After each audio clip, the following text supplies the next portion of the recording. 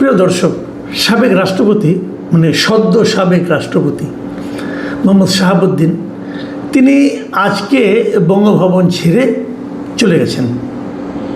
যেহেতু উনি সাবেক হয়েছেন, উনি আরও কয়েকদিন থাকতে পারতেন, কিন্তু গতকালকে পদত্যাগ করেছেন, আজকেই চলে গেছেন বঙ্গভবন ছেড়ে উনি গুলশানে নিজের যে ফ্ল্যাট আছে সেখানে উঠেছেন।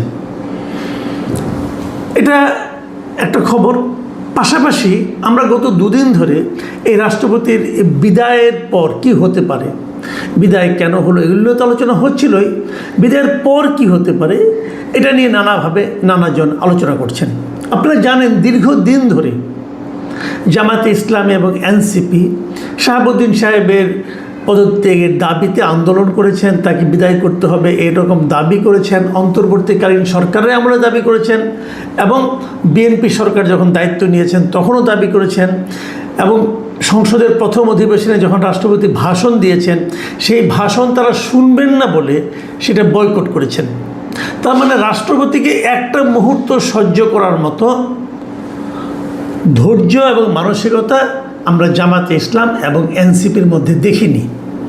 সেক্ষেত্রে যখন নাকি রাষ্ট্রপতি বিদায় হয়ে গেলেন, পদত্যাগ করলেন, তখন তারা অবশ্যই উল্লসিত ছিলেন, এবং এনসিপির কোনো নেতাকে এমনও বলতে শুনলাম যে তারা বিএনপি সম্পর্কে বললেন যে বিএনপি সব কিছুই বোঝে, একটু পরে বোঝে, দেরিতে বোঝে। আবার কেউ বলতে শুরু করলেন যে বিএনপি পানি ঘোলা করে খেতে পছন্দ করে, কাজে একটু দেরিতে তাকে সরিয়ে দিল। দেখুন, আমি বরাবর যে কথাটা বলেছিলাম, আগেও বলতাম এখনও বলি, যে একটা গণতান্ত্রিক প্রক্রিয়া, গণতন্ত্র কিন্তু একটা দলের উপর নির্ভর করে না।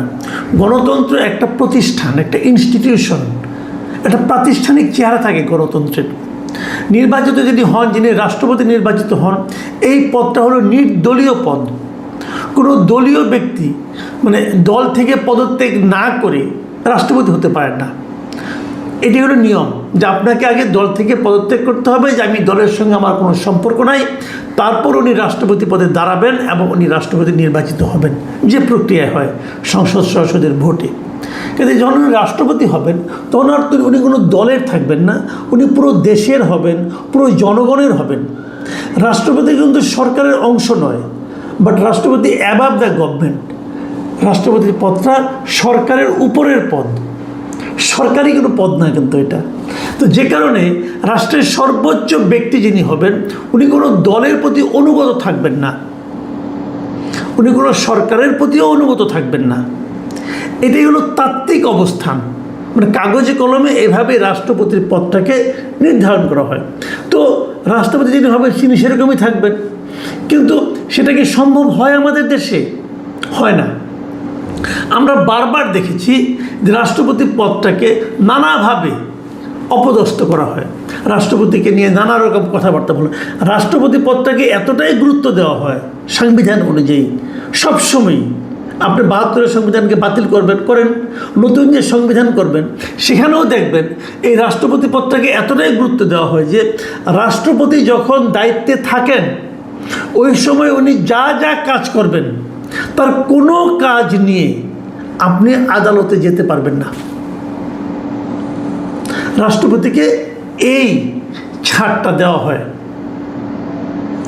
রাষ্ট্রপতির কোনো কাজ দিয়ে কেউ আদালতের দ্বারস্থ হতে পারবে না, তার বিচার চাইতে পারবে না।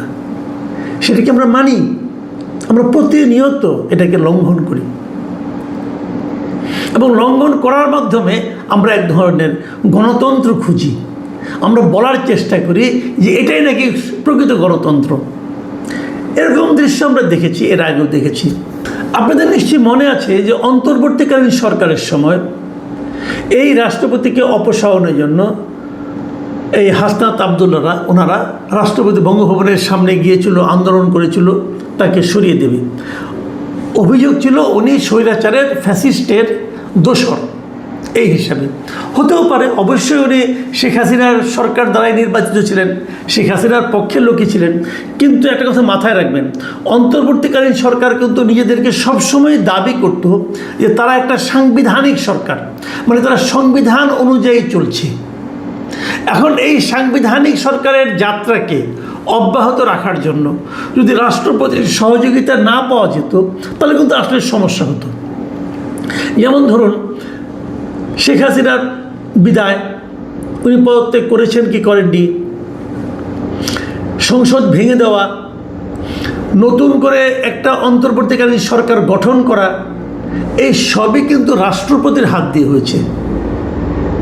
এবং তারপরে যে নির্বাচনটা হলো, এই নির্বাচন করা এবং তার আগে অন্তর্বর্তীকালীন সরকারের আমলে 133টা অধ্যাদেশ জারি করা, এই সবগুলি কিন্তু রাষ্ট্রপতির দ্বারা হয়েছে অথবা রাষ্ট্রপতির নামে হয়েছে।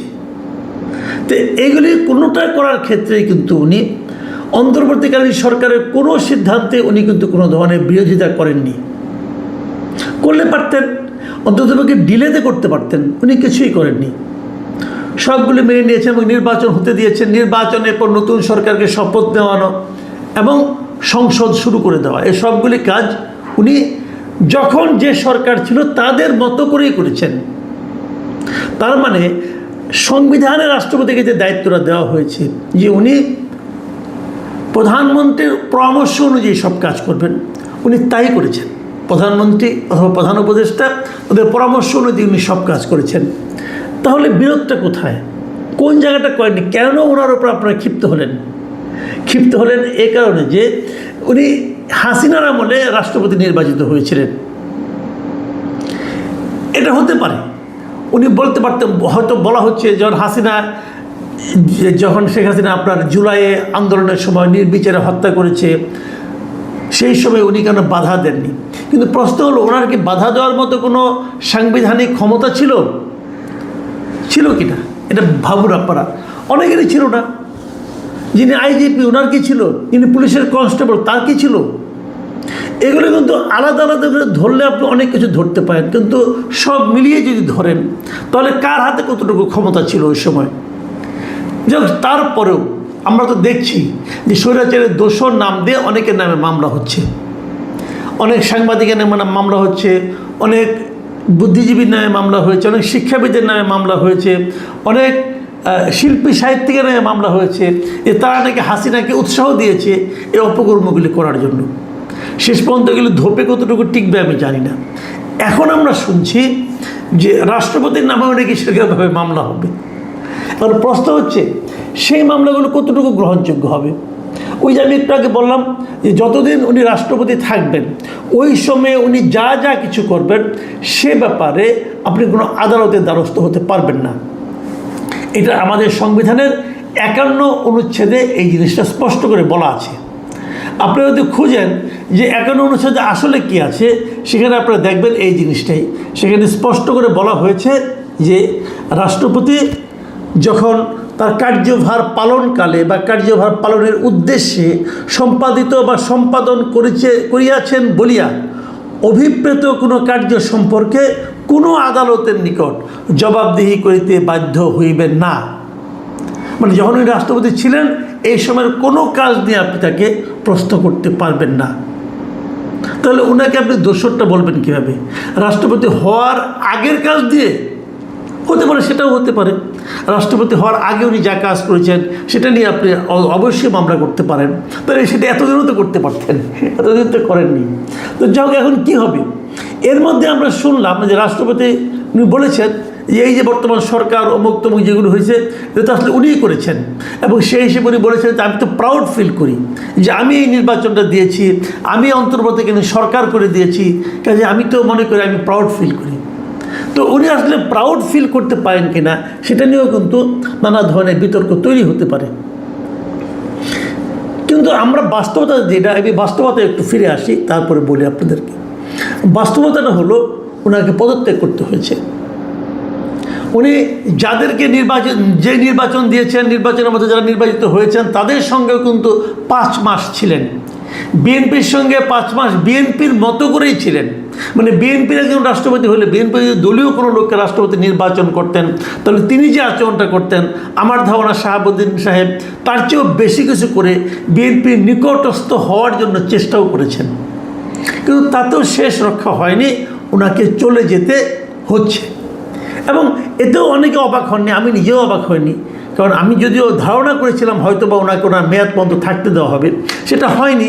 এতে আমি অবাক হইনি কেন? এই কারণে আমি বলি আপনাদেরকে, বাংলাদেশের ইতিহাসে এ পর্যন্ত যত রাষ্ট্রপতি হয়েছে, মেয়াদ পূর্ণ করতে না দেওয়ার ইতিহাস কিন্তু বিএনপিরই বেশি। আমাদের অনেক রাষ্ট্রপতি যারা মেয়াদ পূর্ণ করতে পারেননি, তারা কেউ নিহত হয়েছেন অথবা অভ্যুত্থানের মাধ্যমে গেছেন। আমি আপনাদের যদি উদাহরণ দিয়ে বলি, আমি আপনাদের কয়েকজন রাষ্ট্রপতির কথা বলি, তাহলে আপনারা ব্যাপারটা আরও ক্লিয়ারলি বুঝতে পারবেন। যেমন ধরুন, আমরা ধরি একদম প্রথম থেকে, আমাদের প্রথম রাষ্ট্রপতি ছিলেন কে? বঙ্গবন্ধু শেখ মুজিবুর রহমান। উনি প্রথম এক দফা ছিলেন 71 থেকে 71 এপ্রিলে, যে মুজিবনগর সরকারের আমল থেকে শুরু করে 72 জানুয়ারি পর্যন্ত, মাত্র 1 বছরের মতো ছিলেন, 1 বছর 2 মাসের মতো। তারপরে আপনার 1 বছর না, 8 মাসের মতো ছিলেন, 8 মাস 26 দিন ছিলেন। তারপরে তো উনি দেশে আসলেন, এসে উনি আরেকজন রাষ্ট্রপতি বানালেন, আবু সাইদ চৌধুরীকে বানালেন। এর আগে সৈয়দ নজরুল ইসলামও কিন্তু কিছুদিন রাষ্ট্রপতি ছিলেন, ভারপ্রাপ্ত রাষ্ট্রপতি ছিলেন। উনিও কিন্তু ওনার মেয়াদ পূর্ণ করতে পারেননি। আমাদের দেশের রাষ্ট্রপতি মেয়াদ হলো 5 বছর। আবু সাইদ চৌধুরী তিনিও পূরণ করতে পারেন, তিনি 1 বছর 11 মাস 12 দিন ছিলেন। তারপরে এসেছিলেন মোহাম্মদুল্লাহ, এক ভদ্রলোক ছিলেন, এক অদ্ভুত লোক। একে নিয়ে বলতে গেলে আলাদা একটা এপিসোডই করা যায় যে কেমন রাষ্ট্রপতি ছিলেন। উনি রাষ্ট্রপতি থেকে চলে যাওয়ার পরে এমপি ইলেকশনও করেছিলেন। যাই হোক, উনি ছিলেন মাত্র 1 বছর 1 মাস 1 দিন। তারপরে আবার যে 75 জানুয়ারিতে আবার বঙ্গবন্ধু শেখ মুজিবুর রহমান রাষ্ট্রপতি হয়েছিলেন, উনি ছিলেন মাত্র 6 মাস 21 দিন। তারপরে তো উনি নিহত হইলেন। তার মানে উনিও কিন্তু ওনার মেয়াদ পূর্ণ করতে পারেননি। তারপরে রাষ্ট্রপতি হয়েছিলেন খন্দকার মোস্তাক আহমেদ, ওই 75-এ 15 আগস্ট থেকে শুরু করে উনি 6 নভেম্বর পর্যন্ত ছিলেন। তারপর তাকে পদচ্যুত করা হয়। খন্দকার মোস্তাক আহমেদ ছিলেন মাত্র 2 মাস 22 দিন। এরপরে জিয়াউর রহমান যখন ক্ষমতায় আসলেন, তখন উনি রাষ্ট্রপতির ক্ষমতায়, মানে উনি প্রথম প্রধান সামরিক আইন প্রশাসক ছিলেন। তো ওই সময় রাষ্ট্রপতি বানানো হয় আবু সাদত মোহাম্মদ সাইমকে, বিচারপতি ছিলেন। উনি ছিলেন 1 বছর 5 মাস 15 দিন। তারপর তাকে সরিয়ে দিয়ে জিয়াউর রহমান নিজেই রাষ্ট্রপতি হন। এবং জিয়াউর রহমান প্রথম দফায় রাষ্ট্রপতি হন সামরিক উর্দি পরে। তখন উনি 1977-এর 21 এপ্রিল থেকে 78-এর 12 জুন পর্যন্ত ছিলেন, মানে 1 বছরের সামান্য বেশি। আবার তারপরে দ্বিতীয় দফায় নির্বাচিত হিসাবে উনি 1978-এর জুন থেকে 81 সালের 30 মে পর্যন্ত ছিলেন, মৃত্যুর আগ পর্যন্ত। এখন সেখানে হলো আপনার 3 বছরের মতো। তার মানে উনিও কিন্তু ওনার মেয়াদ পূর্ণ করতে পারেননি। জিয়া রহমানের মৃত্যুর পর রাষ্ট্রপতি হন আব্দুল সাত্তার। এই সাত্তার সাহেব 1 বছর পূর্ণ করতে পারেননি, উনি 9 মাস 24 দিন ছিলেন। তারপর তো এরশাদ সাহেব সেটা ক্ষমতা দখল করলেন। এরশাদ সাহেব ক্ষমতা দখল করে রাষ্ট্রপতি বানালেন আফম আহসানুদ্দিন চৌধুরীকে, উনিও বিচারপতি ছিলেন। উনি ছিলেন মাত্র 1 বছর 8 মাস 13 দিন। তারপর তাকে সরিয়ে দিয়ে এরশাদ সাহেব দায়িত্ব নিলেন। এরশাদ সাহেব তখন দায়িত্ব নিয়ে প্রথম দফায় উনি ছিলেন 3 বছরের মতো, 3 বছরে একটু কম। তারপরে নির্বাচিত হলেন, প্রথম তো সামরিক উর্দি পরে রাষ্ট্রপতি হয়েছেন। তারপরে উনি নির্বাচিত হলেন, হয়ে এবার 1986 সালের অক্টোবর থেকে 1990 সালের ডিসেম্বর পর্যন্ত ছিলেন, মানে 4 বছরের মতো ছিলেন। তার মানে উনিও কিন্তু শেষে মেয়াদ পূর্ণ করতে পারেন নাই। গণ অভ্যুত্থানে ওনার পতন ঘটেছিল। এরপর রাষ্ট্রপতি ছিলেন অল্প দিনের জন্য শাহাবুদ্দিন আহমেদ, অন্তর্বর্তীকালীন সরকার, ওটা বাদ দেন, ওটা বাদ রাখলাম। তারপরে বিএনপি ক্ষমতায় আসার পর রাষ্ট্রপতি হলেন আব্দুর রহমান বিশ্বাস। এই ভদ্রলোক প্রথমবারের মতো পূর্ণ মেয়াদে তার দায়িত্ব পালন করতে পেরেছেন। উনি একদম 5 বছর 1 দিন ছিলেন রাষ্ট্রপতি দায়িত্বে, মানে 5 বছরের চেয়ে 1 দিন বেশি ছিলেন উনি। তারপরে আওয়ামী লীগ ক্ষমতা আসলো, আওয়ামী লীগ এসে শাহাবুদ্দিন আহমেদ সাহেবকে বানালেন বিচারপতি, শাহাবুদ্দিন আহমেদ। উনি পুরো 5 বছর ছিলেন, 5 বছর 1 মাস ছিলেন বিচারপতি। শাহাবুদ্দিন আহমেদ সাহেবের পরে বিএনপি যখন ক্ষমতায় এলেন 2001 সালে, তখন ওনারা রাষ্ট্রপতি বানালেন তাদের দলের একদম প্রতিষ্ঠাতা মহাসচিব যিনি ছিলেন ডক্টর AQM বদরুদ্দোজা চৌধুরীকে। উনি 2001 সালের 14 নভেম্বর দায়িত্ব নিলেন এবং ঠিক 7 মাস 7 দিনের মাথায় ওনাকে পদত্যাগ করতে হলো।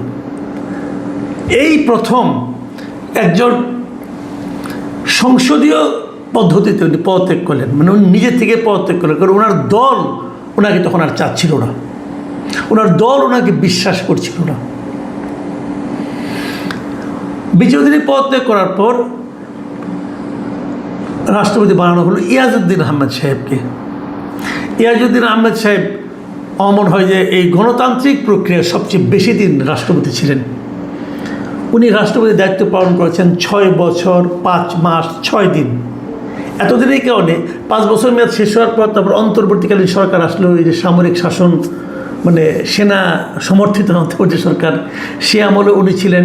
তারপরে আওয়ামী লীগ ক্ষমতায় আসলো, আওয়ামী লীগ ক্ষমতায় আসার পর তারও 2-3 মাস পরে উনি পদত্যাগ করলেন এবং তখন জিল্লুর রহমান রাষ্ট্রপতি হলেন। ইয়াজউদ্দিন আহমেদ বিএনপি সমর্থিত রাষ্ট্রপতি হয়েও, বিএনপির রাষ্ট্রপতি হয়েও কিন্তু ওনার মেয়াদ পূর্ণ হওয়ার পরেও বেশ কয়েকদিন ছিলেন আওয়ামী লীগের আমলে। এবং জিল্লুর রহমান সাহেব দায়িত্ব নিলেন 12 ফেব্রুয়ারি 2009 সাল। উনি ছিলেন 2013 সাল পর্যন্ত। তারপরে ওনার মৃত্যু হয়। মৃত্যু হওয়ার পর তারপর ওনার পদ শেষ হয়। উনিও মেয়াদ শেষ করতে পারেন, তার আগে ওনার মৃত্যু হয়। ওনাকে বাতিল করা হয়নি অথবা অপসারণও করা হয়নি, উনি পদত্যাগ করেন নাই। তারপরে আসেন আব্দুল হামিদ, অ্যাডভোকেট আব্দুল হামিদ। উনি ছিলেন সবচেয়ে বেশি সময়, 2 দফা উনি রাষ্ট্রপতি ছিলেন। 10 বছর 1 মাস 10 দিন ছিলেন উনি, মানে 10 বছর পার হওয়ার পরেও আরও 1 মাস 10 দিন ছিলেন। এবং তারপর মোহাম্মদ শাহাবুদ্দিন, যিনি সর্বশেষ রাষ্ট্রপতি ছিলেন, 2023-এর 24 এপ্রিল উনি ছিলেন এবং উনি বিদায় নিলেন মানে 2026-এর এই মাত্র 2 দিন আগে, 24শে জুলাই। দেখুন একটা জিনিস লক্ষণীয়, এবং উনি বিএনপি আমলেই কিন্তু পদত্যাগ করলেন ওনার মেয়াদ শেষ হওয়ার আগেই। আমরা একটা জিনিস দেখলাম যে মানে গণতান্ত্রিক প্রক্রিয়ায় সংবিধান চলাকালীন 2 জন রাষ্ট্রপতিকে কিন্তু আগে পদত্যাগ করতে হয়েছে, এবং এই 2 জন হলেন মোহাম্মদ শাহাবুদ্দিন এবং বি চৌধুরী। এবং কাকতালীয়ভাবে বলেন অথবা আনফর্চুনেটলি বলেন, 2টো ঘটনাই ঘটেছে বিএনপি সরকারের আমলে। আর আমাদের অধিকাংশ রাষ্ট্রপতি মেয়াদ পূর্ণ হওয়ার আগেই হয় মারা গেছেন অথবা অপসারিত হয়েছেন। অপসারিত হয়েছেন জিয়া সরকারের আমলে, জিয়ার আমলে একবার সাইম সাহেব, এবং এরশাদ আমলে একবার আহসানুদ্দিন সাহেব। তো সেইভাবে বিচার করলে যে রাষ্ট্রপতি বাংলাদেশে যারা হচ্ছেন এরপর যিনি আসবেন, তিনি হয়তো বিএনপি পার হয়েও পরবর্তী সরকারের আমলে আসবেন, কিছুদিন হয়তো থাকবেন, অথবা নতুন সরকার এসে অল্প দিনের মধ্যে তাকে বিদায় করে দেবেন। রাষ্ট্রপতি একটা গণতান্ত্রিক প্রতিষ্ঠান হলেও দেখা যাচ্ছে যে আমাদের গণতন্ত্র এতই শক্তিশালী যে আগে নির্বাচিত রাষ্ট্রপতিকে সহ্য করতে পারে না। প্রিয় দর্শক, এখন এই পর্যন্তই। আল্লাহ হাফেজ।